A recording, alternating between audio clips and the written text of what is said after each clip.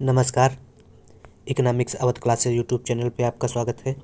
Daily MCQ class के अंतर्गत आज की क्लास में हम लोग अर्थशास्त्र से संबंधित लगभग 25 बहुविकल्पी प्रश्नों को सॉल्व करेंगे। यह प्रश्न आगामी शिक्षक भर्ती परीक्षा के लिए महत्वपूर्ण है तथा रिवीजन की दृष्टि से भी महत्वपूर्ण है और आप लोग साथ साथ में आंसर देने का प्रयास करिए। 1 नंबर क्वेश्चन, घटिया वस्तुओं के लिए आयलोज किसके बराबर होती है? शून्य, धनात्मक, ऋणात्मक, अनंत। तो घटिया वस्तुओं के लिए आयलोच जो है वह ऋणात्मक होती है। 1 का सही आंसर सी है। 2 नंबर क्वेश्चन, एंजिल के नियम के अनुसार मकान तथा कपड़े पर होने वाले व्यय की लोच होगी इकाई से कम, इकाई के बराबर, इकाई से अधिक, अनंत। तो एंजिल वक्र के लिए मकान तथा कपड़े पर होने वाले व्यय की लोच जो है वह इकाई से कम होगी, क्योंकि मकान तथा कपड़ा जो है आवश्यक वस्तु हो जाएगा और आवश्यक वस्तुओं के लिए जो मांग की लोच या व्यय की लोच होती है वह 0 से अधिक 1 से कम होती है और ढाल धनात्मक होता है। विलासिता वस्तुओं के लिए या विलासिता वस्तुओं के संदर्भ में एंजिल वक्र इकाई से अधिक होती है तथा ढाल धनात्मक होता है विलासिता वस्तुओं के लिए, और घटिया वस्तुओं के लिए एंजिल वक्र 0 से कम होती है और ढाल ऋणात्मक होता है तथा तटस्थ वस्तु के लिए एंजिल वक्र जो है वाई अक्ष के समांतर होती है।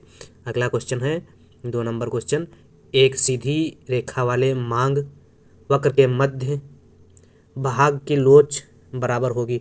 तो मांग एक सीधी मांग रेखा वाले मध्य भाग पर इस पे तो E बराबर 0 होगी।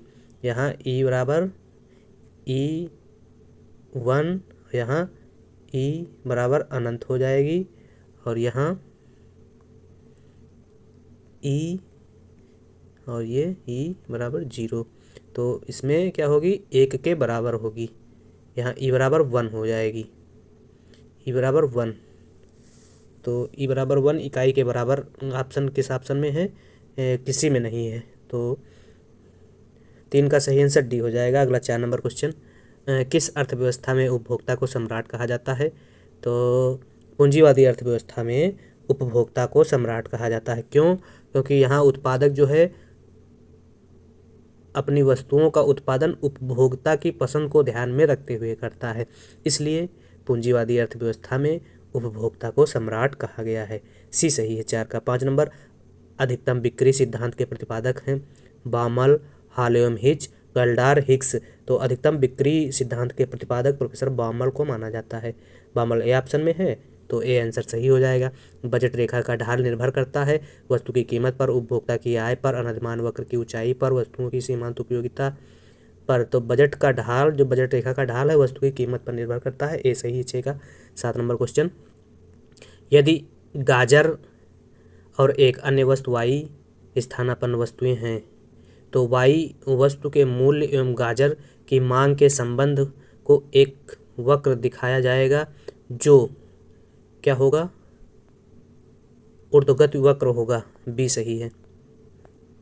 7 B number question, B option सही है। 8 नंबर क्वेश्चन, सीमांत उत्पादकता सिद्धांत से संबंधित अर्थशास्त्री हैं तो ब्रोन है, विक्सटेड है और मार्शल हैं, सभी संबंधित हैं। इसके अलावा क्लार्क, हिक्स, वालरा और श्रीमती जॉन रॉबिन्सन भी वितरण की सीमांत उत्पादकता सिद्धांत से संबंधित हैं।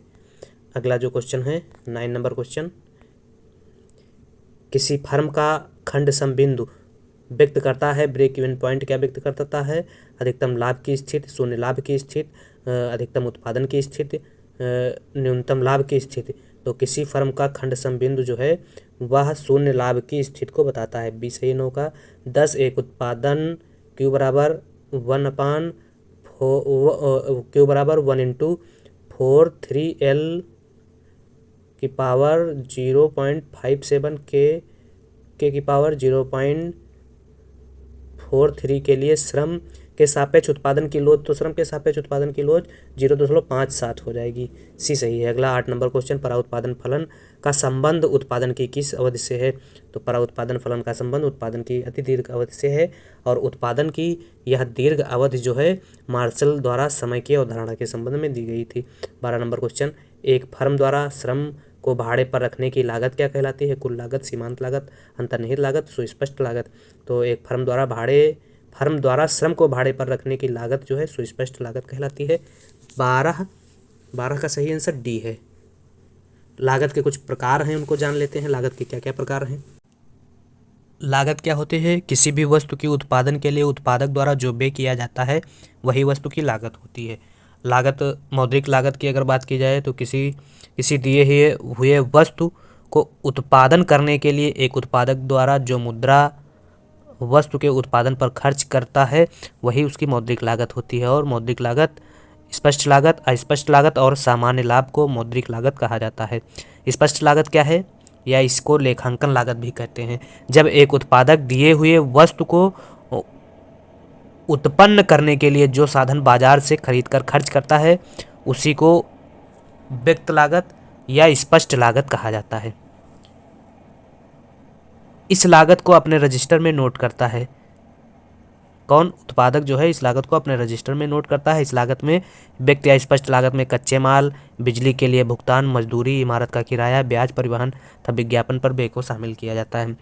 अस्पष्ट लागत जो है एक उत्पादक दिए हुए उत्पादन को प्राप्त करने के लिए जब घरेलू साधन को व्यय करता है या लागत लगाता है तो उसे अव्यक्त लागत कहते हैं। इसका लेखांकन रजिस्टर में नहीं किया जाता है। घरेलू साधन पर किए गए व्यय या स्वयं की सेवाएं जो हैं अव्यक्त लागत कहलाती हैं। और स्पष्ट या व्यक्त लागत जो है वह लेखांकन की दृष्टि से रजिस्टर में नोट की जाती है। कच्चे माल, परिवहन, बिजली के भुगतान पर, मजदूरी पर, इमारत पर, ब्याज पर किया गया खर्च जो है वह स्पष्ट लागत कहलाता है। इसके अलावा सामान्य लाभ क्या होता है? किसी उद्यमी या उत्पादक को व्यवसाय में बनाए रखने के लिए जिस न्यूनतम राशि की आवश्यकता होती है उसे सामान्य लाभ कहा जाता है। इस प्रकार से मौद्रिक लागत जो है वह व्यक्त लागत, अव्यक्त लागत और सामान्य लाभ का योग कहलाती है। इसके अलावा वास्तविक लागत, तो क्लासिकल अर्थशास्त्री अनुपयोगिता के मूल्य के बराबर वस्तु की लागत निर्धारित करते हैं। असंतुष्टि के बदले जो प्रतिफल की मांग की जाती है वही वस्तु की लागत कहलाती है। अवसर लागत क्या है? एक वस्तु की अतिरिक्त मात्रा उत्पादित करने के लिए जो दूसरे वस्तु की मात्रा का त्याग किया जाता है वह त्याग ही वस्तु की अवसर लागत होती है। और अवसर लागत को रूपांतरण लागत भी कहा जाता है। औसत लागत वक्र का रूपांतरण जो है वह 3 प्रकार से होता है। स्थिर अवसर लागत, मूल बिंदु के प्रति समतल, ह्रासमान अवसर लागत, उन्नतोदर और वर्धमान अवसर लागत, नतोदर। तो तीनों का आरेख जान लेते हैं। स्थिर अवसर लागत, यह स्थिर अवसर लागत है जो मूल बिंदु के प्रति समतल होगी, यह मूल बिंदु है। और यह जो है ह्रासमान अवसर लागत है जो क्या होगी? उन्नतोदर होगी। और यह जो है वृद्धिमान अवसर लागत है जो नतोदर होगी। तो यहाँ से भी क्वेश्चन एग्जाम में पूछ लेता है। इसके अलावा लागतों के प्रकार में निजी लागत, सामाजिक लागत और पर्यावरणीय लागत है जिसकी अवधारणा प्रोफेसर पीगू द्वारा दी गई थी। क्या है? किसी वस्तु को बनाने, उत्पादन पर जो खर्च किया जाता है वह वस्तु की निजी लागत कहलाती है। उत्पादन के दौरान पर्यावरणीय क्षति होती है जिसका प्रभाव मानव जीवन पर पड़ता है उसी को सामाजिक लागत भी कहा जाता है। तो कुल लागत जो है सामाजिक लागत प्लस निजी लागत या पर्यावरणीय लागत का योग होती है।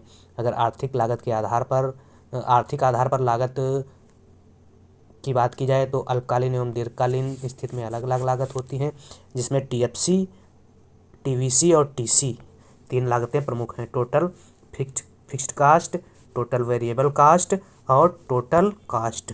तो इन तीनों के बारे में जान लेते हैं। टोटल फिक्स्ड कास्ट क्या है? कुल स्थिर लागत। कुल स्थिर लागत को टीएफसी को पूरक लागत भी, संक लागत भी और ऊपरी लागत भी कहा जाता है। इसकी अवधारणा प्रोफेसर मार्शल द्वारा दी गई थी। इसका संबंध उत्पादन से नहीं होता है, यह उत्पादन की मात्रा से प्रभावित नहीं होती है। इसे मार्शल पूरक लागत कहते हैं। अल्पकाल में वह लागत जो उत्पादन की मात्रा से प्रभावित या परिवर्तित नहीं होती है उसे टीएफसी कहा जाता है। आधुनिक अर्थशास्त्री टीएफसी को संक लागत कहते हैं। तो टीएफसी वह लागत है जो अल्पकाल में उत्पादन की मात्रा से प्रभावित नहीं होती है। इसके अलावा टीवीसी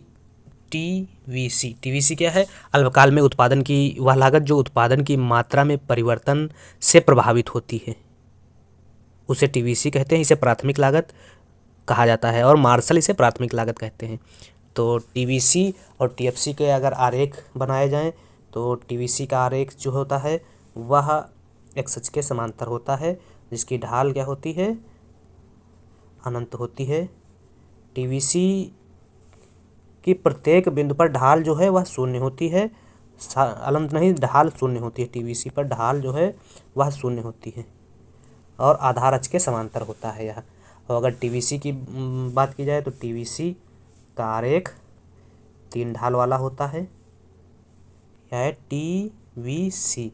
टीवीसी 3 ढाल वाली होती है। टीवीसी का संबंध जो उत्पादन की मात्रा से होता है और टीएफसी का संबंध उत्पादन की मात्रा से नहीं होता है, यानी लागत एवं उत्पादन के मध्य उल्टा संबंध होता है। इसमें टीवीसी में लागत एवं उत्पादन के मध्य उल्टा संबंध होता है। तो इस प्रकार से लागत की कुछ अवधारणाएं थी या लागत के कुछ प्रकार थे। अगला जो क्वेश्चन है वह है अगला क्वेश्चन है 13 नंबर क्वेश्चन, फर्म की कुल स्थिर लागत वक्र का ढाल। तो फर्म की कुल स्थिर लागत वक्र का ढाल जो है प्रत्येक बिंदु पर कैसा होता है? 0 होता है। टीएफसी का उत्पादन से कोई संबंध नहीं होता। सी सही है। 13 का सही आंसर सी है। अगला 14 नंबर क्वेश्चन, किसी वस्तु की मांग 30 इकाई है, 30 इकाई से बढ़कर 45 हो जाती है। तो मांग 30 इकाई से बढ़कर 45 हो जाती है, तो डी डेल्टा क्यू कितना हो जाएगा? 30 माइनस 45 तो -15 हो जाएगा, डेल्टा क्यू हो जाती है। जबकि कीमत 12 से घटकर 10 हो जाती है, तो डेल्टा पी हो जाएगा 2 और Q1 हो जाएगा 30 और P1 हो जाएगा 12। तो सूत्र होता है लोच निकालने का DQ/DP, तो माइनस माइनस प्लस हो जाएगा, -DQ/DP इंटू P/Q, तो माइनस माइनस प्लस हो जाएगा 15/DP/DQ 2 गुणे P/Q। P कितना हो जाएगा? P हो जाएगा DQ/DP इंटू P/Q। P हो जाएगा प्रारंभिक कीमत 12 रुपये और मात्रा जो है 30।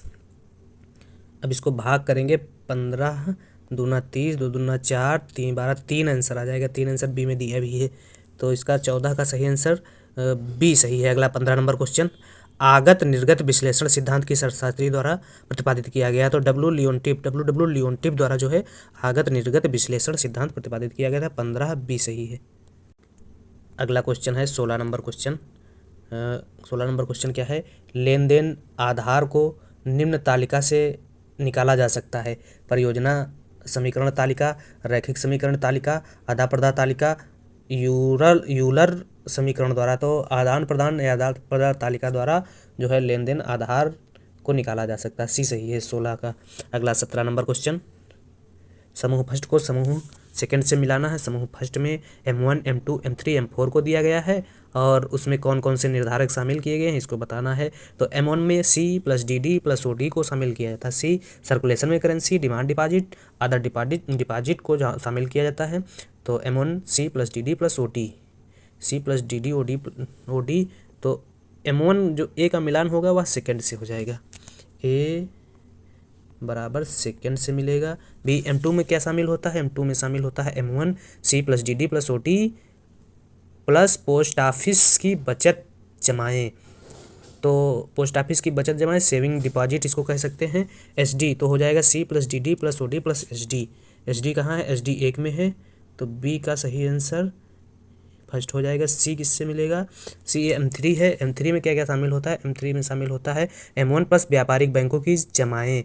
M3 को विस्तृत मुद्रा भी कहा जाता है, M1 को संकीर्ण मुद्रा कहा जाता है और M1 को सबसे तरल मुद्रा कहा जाता है, M4 को सबसे अतरल मुद्रा कहा जाता है। तो M3 में क्या क्या शामिल है? M1 प्लस व्यापारिक बैंकों की जमाएँ, M1 प्लस व्यापारिक बैंकों की जमाएँ, जिसमें M1 क्या हो जाएगा? C + DD + OD प्लस व्यापारिक बैंकों की टाइम डिपॉजिट, मतलब समय जमाएँ, टाइम डिपॉजिट समय जमाएँ। तो C का मिलान हो जाएगा C + DD + OD + TD 4 से हो जाएगा, सी 4 से, और डी जो बचा वो 3 से हो जाएगा। तो इस प्रकार से सही आंसर अब देखा जाए, ऑप्शन ए गलत है, बी अभी सही है, सी गलत है, डी सही है। तो बी वाला देखते हैं, ए का मिला है सेकंड से, बी का मिला है फर्स्ट से, सी का मिला है फोर्थ से, तो बी ऑप्शन सही हो जाएगा 17 का। 18 नंबर क्वेश्चन, भारतीय रुपये को रुपया चिन्ह का प्रारूप किसने दिया? डी कुमार राजू, डी उदय रेड्डी, डी उदय डी राज। तो डी उदय कुमार ने दिया था, डी कोई नहीं हो जाएगा, है ही नहीं ऑप्शन में। मुद्रा के उद्गम को कालक्रम में रखिए, कौन सी मुद्रा का उद्भव किस कालक्रम में या किससे पहले हुआ? तो सबसे पहले जो मुद्रा का विनिमय का माध्यम था तो वह वस्तु विनिमय का माध्यम था, तो सबसे पहले जो हो जाएगा वह हो जाएगा थर्ड। फिर इसके बाद धीरे धीरे वस्तु विनिमय के बाद धातु मुद्रा का प्रचलन हुआ तो हो जाएगा सेकेंड। अब धातु मुद्रा के बाद कागज़ की मुद्रा आई तो हो गया फोर्थ। फिर इसके बाद चेक आया तो हो गया फर्स्ट। तो मिला सही क्रम जो लगाएंगे वह हो जाएगा 3 2 4 1, 3 2 4 1, 3 2 4 1 इसमें है, 3 सी है, सी ऑप्शन में सिर्फ दिया है तो 3 2 4 1 सी सही हो जाएगा। अगला, स्वर्ण धातुमान भारत में कब प्रचलन में था? तो स्वर्ण धातुमान जो है भारत में 1927 से 31 के बीच में प्रचलन में था। स्वर्ण धातुमान भारत में 1927 से 31 के बीच में प्रचलन में था। 20 का सही आंसर सी। अगला 21 नंबर क्वेश्चन, NAFDE की स्थापना, नाफेड की स्थापना की गई थी? तो नाफेड की स्थापना जो है 2 अक्टूबर 1958 को हुई थी, डी सही है। अगला, NCDC की स्थापना किस वर्ष हुई थी? तो NCDC की स्थापना 1963 में हुई थी, ये सही है। अगला, ट्राईफेड की स्थापना कब हुई थी? तो ट्राईफेड की स्थापना जो है वह 1987 में हुई थी, जनजातियों के संबंध में संस्था है।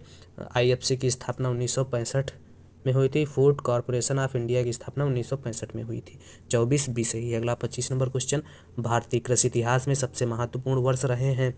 तो भारतीय कृषि इतिहास में 1947, 62, 61, 69, 65, 70। तो 61, 69 जो है सबसे महत्वपूर्ण भारतीय कृषि इतिहास में रहे, क्योंकि 61, 69 में पंचवर्षीय योजना का प्रारंभ किया, पंचवर्षीय नहीं, हरित क्रांति का प्रारंभ किया गया था। और हरित क्रांति के अगर जनक की बात की जाए तो भारत में हरित क्रांति के जनक डॉक्टर MS स्वामीनाथन थे। भारत में हरित क्रांति के जनक डॉक्टर MS स्वामीनाथन थे। और अंतर्राष्ट्रीय स्तर पर हरित क्रांति के जनक जो हैं डॉक्टर नॉर्मन डी बोरलॉग थे। और हरित क्रांति के इस प्रावधान को लिए अपनाने के लिए, बढ़ावा देने के लिए डॉक्टर नॉर्मन डी बोरलॉग को शांति का नोबेल पुरस्कार दिया गया। हरित क्रांति का सबसे ज़्यादा प्रभाव गेहूं एवं मोटे अनाजों पर देखने को मिला। गेहूं एवं चावल कह सकते हैं, गेहूं एवं मोटे अनाजों पर देखने को मिला था। और हरित क्रांति जो है वह कृषि उत्पादकता के संबंध में क्रांति है। अगला जो क्वेश्चन है वह है, निम्न चित्र में मांग की लोच ए बिंदु पर होगी। तो ए बिंदु पर जो मांग की लोच होगी, जैसे यह R1 है तो इसके X0 Y, तो ए कहाँ गया है? A B और C तीनों बिंदुओं पर मांग की लोच इंपॉर्टेंट है, वो पूछी जा सकती है। तो यहाँ जो आधार अक्ष पे है तो यहाँ E बराबर हमेशा 0 होता है, याद रखने वाली चीज़ है। और यहाँ जो रेखा X अक्ष पर स्पर्श करती है वहाँ E बराबर 0 होता है। जो रेखा Y अक्ष पर स्पर्श करती है वहाँ E बराबर अनंत होता है। और जो मध्य वाली रेखा होती है E बराबर 1 होता है। तो इसमें A बिंदु पर पूछा गया है तो E बराबर अनंत हो जाता। अगर C बिंदु पे पूछा जाता तो E बराबर 0 हो जाता। और अगर मध्य बिंदु पे पूछा जाता तो E बराबर 1 हो जाता। तो पूछा गया है A बिंदु पर तो E बराबर अनंत हो जाएगा। E बराबर अनंत ए ऑप्शन में दिया गया है, तो ए सही हो जाएगा 26 का। 27, लरमा रोजो 64 ए किस किस्म की उपज है? गेहूँ, मक्का, धान, चावल। तो लरमा रोजो 64 जो है वह गेहूं की उपज है। 27 ए सही है। अगला क्वेश्चन है 28 नंबर क्वेश्चन, IR 36 किस किस्म की उपज है? सरसों, गेहूं, मसूर, कोई नहीं। तो IR 36 जो है वह धान की फसल है या धान की उपज है, तो कोई नहीं हो जाएगा। अगला क्वेश्चन है सरबती सोनारा किस किस्म की उपज है? सरसों, मक्का, धान, कोई नहीं। तो सरबती सोनारा गेहूं की बौनी किस्म की उपज है, तो कोई नहीं हो जाएगा। सरबती सोनारा गेहूं की बौनी किस्म की उपज है। 29 डी सही है। 30 भारत में कृषि की आधारशिला का श्रेय जाता है ऑस्ट्रियन स्कूल के अर्थशास्त्रियों को, जर्मन ऐतिहासिक स्कूल अर्थशास्त्रियों को, प्रकृतिवादियों को। तो प्रकृतिवादी जो है कृषि की आधारशिला रखते हैं, तो इसका सी ऑप्शन सही हो जाएगा 30 का।